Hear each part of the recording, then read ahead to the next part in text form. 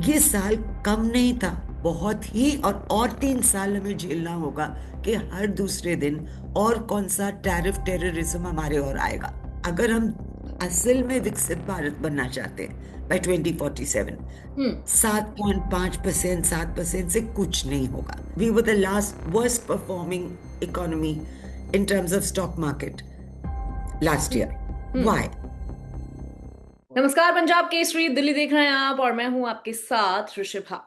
वित्त मंत्री निर्मला सीतारमण ने कल केंद्रीय बजट पेश किया है, जहां सरकार ने ग्रीन एनर्जी, मैन्युफैक्चरिंग और इंफ्रास्ट्रक्चर पर राहत दी है और साथ ही साथ शेयर मार्केट से जुड़े निवेश को महंगा किया है। इसी के साथ क्या कुछ बजट 2026 में आया है, इसी पर चर्चा करने के लिए हमारे साथ मौजूद हैं बिंदु डालमिया, नीति आयोग की एक्स चेयरपर्सन। मैम, बहुत स्वागत है आपका पंजाब केसरी पर। नमस्कार। और आपके दर्शकों को और आपको भी बहुत प्यार भरा नमस्कार मेरी तरफ से। जी। बिंदु जी, बजट 2026 कल वित्त मंत्री ने पेश किया है, किस तरीके से आप इस बजट को देख रही हैं? मैं आपके पंजाब केसरी के लिए लिखती थी पिछले साल तक, इस साल हम्म। नहीं लिखा। हमेशा मैंने team Modi, which is our वित्त मंत्री Nirmala ji and team Modi, meaning Modi ji के डायरेक्शन में, हम्म। उनके नेतृत्व के नीचे हम्म। जो टीम मोदी ने हासिल किया पिछले 11 सालों में, हम्म। हमेशा मैंने प्रशंसा की उनकी। और बहुत उन्नति करी है हमारे देश ने। Hmm. We have come so far, and there is lot to be said about the budget. I don't think I can just say it in one line, but सबसे महत्वपूर्ण ये बात मैंने देखी इस बजट में, हम्म। जो इकोनॉमिक सर्वे निकला हम्म। एक दिन पहले, बजट से पहले। कौन था ये लेखक, इसका author? It was always the economic adviser of the EAM, of the prime minister. जी। ओके। अगर इकोनॉमिक एडवाइजर कोई ऐसी डॉक्यूमेंट 600 पेज की लाए, जो हम्म। गवर्नमेंट के प्रति भी है, पक्ष में भी है, और गवर्नमेंट को सही सलाह दे रही है कि ये एरियाज हैं जो रेड फ्लैग हैं, तो हम्म। उन्होंने क्या कहा कि सबसे अच्छी बात है कि Nirmala ji stuck to the fiscal deficit part. Okay. कि उन्होंने ज्यादा स्पेंडिंग नहीं करी, जाके इससे हमारा क्रेडिबिलिटी हमारी बढ़ती है with lending institutions abroad. So जी। She stuck to the fiscal part of with in 4.3%। Inflation भी बिल्कुल नियम के अंदर थी, जो कि बैंडविथ होती है 4% ±2। तो हम्म। हम लोग 1% कुछ थे। हम्म। बहुत बढ़िया। अच्छा, इसमें भी कुछ कहने की बात है कि हम कैसे, even compare us to America. आप जानते हैं कि अमेरिका में जिस तरह से उधर के प्रेसिडेंट डोनाल्ड ट्रंप इंटरफेयर करते हैं विद द सेंट्रल बैंक, हम्म। उनकी इतनी निचाई करते हैं, उनकी इतनी बुराई करते हैं, उनको बदलाव कर दिया क्योंकि वो इंटरेस्ट रेट नहीं नीचे ला रहे थे। कम से कम हमारा इतना स्ट्रांग लोकतंत्र है यहाँ पर जी। कि हमारे प्रधानमंत्री और हमारे वित्त मंत्री कभी इंटरफेयर नहीं करते हैं सेंट्रल बैंक के साथ, उनके जो भी फैसले हैं। तो ये देखिए कि इसका लाभ ऐसे मिला कि हमें हमारी inflation was in check. Okay. हम्म।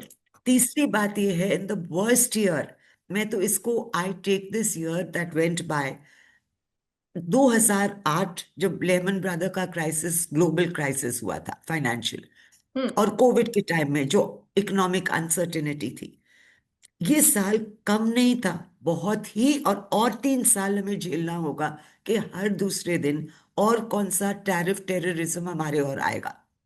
फिर भी we बिल्कुल। weathered the storm, you know.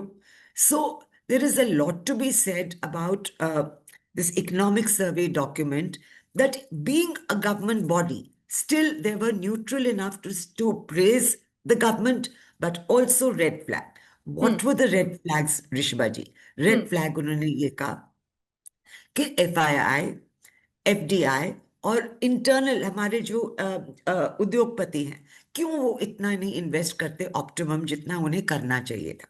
हम्म। ये उन्होंने सवाल पूछा है सरकार से, ये सरकारी ऑर्गेनाइजेशन सरकार से रेड फ्लैग किया जी। जो इकोनॉमिक सर्वे में। हम्म।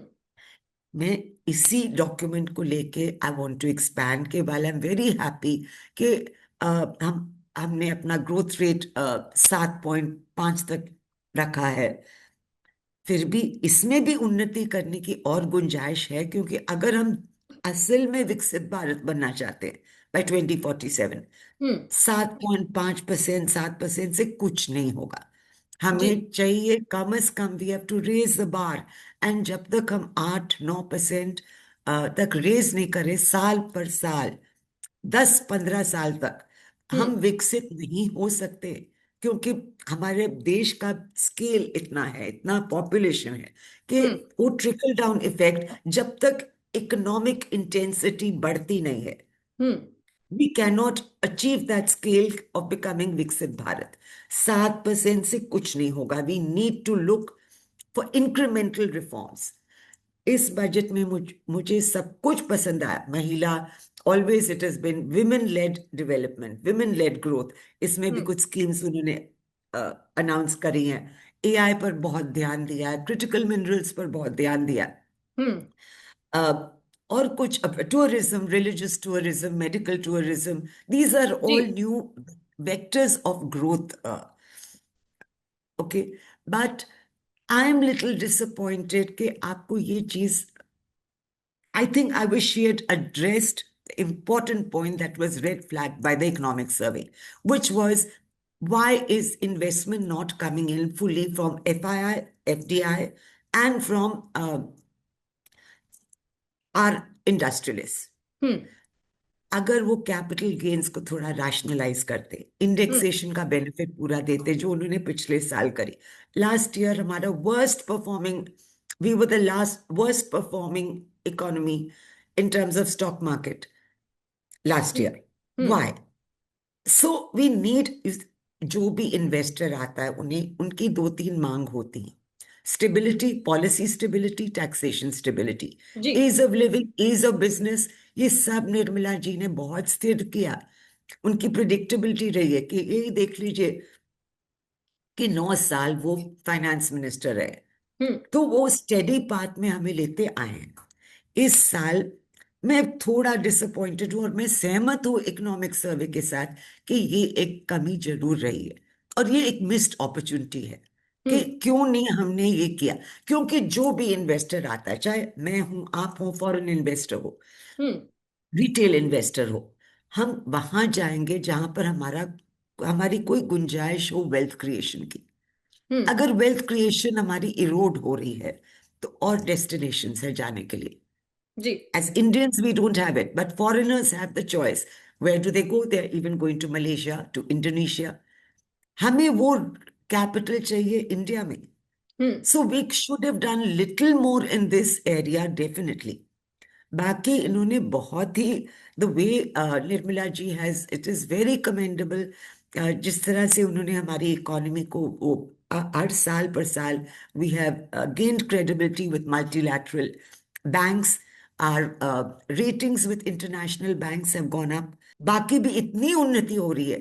जी। कल जैसे मैं एक शो में थी और उनके एंकर ने बहुत अच्छी बात कही, बहुत महत्वपूर्ण बात कही कि कुछ साल पहले अगर हमने ये बजट का शो शुरू किया होता तो हम शायद कहते कि प्याज और टमाटर के दाम क्या हैं, प्याज हम्म। आलू के दाम क्या है। हम्म। हम्म। इस साल हम बात कर रहे हैं कि सोना चांदी का इतनी गिरावट हो रही है, हर इन्वेस्टर को फर्क पड़ रहा है। तो ये एक यादस्टिक है, छोटा सा यादस्टिक है, पर छोटा नहीं, महत्वपूर्ण यादस्टिक है हम्म। कि कितनी हमने उन्नति कर रही कि हम रोटी कपड़ा मकान के टाइम से हम अभी सोना चांदी की सोना गिरावट की चांदी बात कर रहे इन्वेस्टमेंट। हैं कि क्यों। बिल्कुल। सो ये एक एक यादस्टिक सिर्फ है। बाकी देखिए, एक लेगेसी इश्यू है कि हम्म। यूपीए टाइम से हमारी, our country was regarded in a very bad way. उनके टाइम से ये बहुत बुरी लेगेसी आई है कि हमने जो रेट्रोस्पेक्टिव टैक्सेशन यूपीए टाइम में किया था, वो उससे फॉरेन इन्वेस्टर्स बहुत हिल गए। और हम्म। ये आज तक उनकी मेमोरी में है कि नहीं, इंडिया में अगर काम करो, ज्यादा इन्वेस्टमेंट करो। इनकी सरकार हमेशा एक दिन कुछ कहती है, एक दिन कुछ कहती है। कम से कम ये तो नहीं रहा मोदी जी के सरकार में कि जो कहते हैं वो करते हैं जी। और उनके पॉलिसीज स्थिर हैं, स्टेबल हैं। हम्म। सो ease of doing business has been established here. हमें और इसमें उन्नति करनी है for ease of living. Ease of living क्या है कि हर साल अब जो हो गया है कि क्लाइमेट चेंज में flooding in all the big cities, small cities, we are not equipped for the drainage system. Our urbanization needs much more money for climate change, for climate transition, for the drainage, for pollution control. All these things have to be flagged for urbanization. So ease of living is from that. Ease of paying taxes. कि tax terrorism तो नहीं है, जी, you know, but उल्टा अगर tax terrorism यहाँ नहीं है, उधर से हमारा टैरिफ टेररिज्म आ रहा ट्रम्प जी की तरफ से। Hmm so it is a very mixed picture that I think all in all मुझे उम्मीद थी कि एफएम कुछ और करते in terms of stabilising our markets. और कल जो मार्केट गिरा वो इस कारण नहीं गिरा इतनी बुरी तरह से, जो ब्लड बाथ हुआ था वो जी। था क्योंकि उन्होंने स्पेकुलेशन कर्व करने के लिए एसटीटी का रेट बढ़ाया था। तो उसमें कोई हर्ज नहीं है, पर अगर थोड़ा और प्रोग्रेसिव होते, टैक्सेशन में थोड़ा रिलीफ देते टू द मिडिल क्लासेस, क्योंकि टैक्स स्लैब ऐसे जो है वो सामान सेम ही रहा टैक्स है, जो स्लैब्स पुरानी दर है वही और लागू रही है। जी बिल्कुल आप ठीक कह रहे हैं। और टैक्स स्लैब के अलावा भी अगर रिलीफ मिलता in capital gains, hmm it would have helped augment and make the size of the market bigger. हम्म बिल्कुल ठीक कहा बिंदु दालमिया जी आपने कि कहीं ना कहीं टैक्स स्लैब जो है वो उससे उम्मीद थी लोगों को, और वो तो मध्यम हर वर्ग तो। देखिए कंजम्पशन मैम कैसे बढ़ेगी जब जी। तक हमारे हाथ में और आपके हाथ में पैसे नहीं हो ज्यादा। हम्म सेविंग पर कैपिटा कंजम्पशन वो तभी बढ़ेगी जब ज्यादा हमारे हाथ में पैसे हो, और वो पैसे वापस इकोनॉमी में ही आते हैं हम्म दोबारा।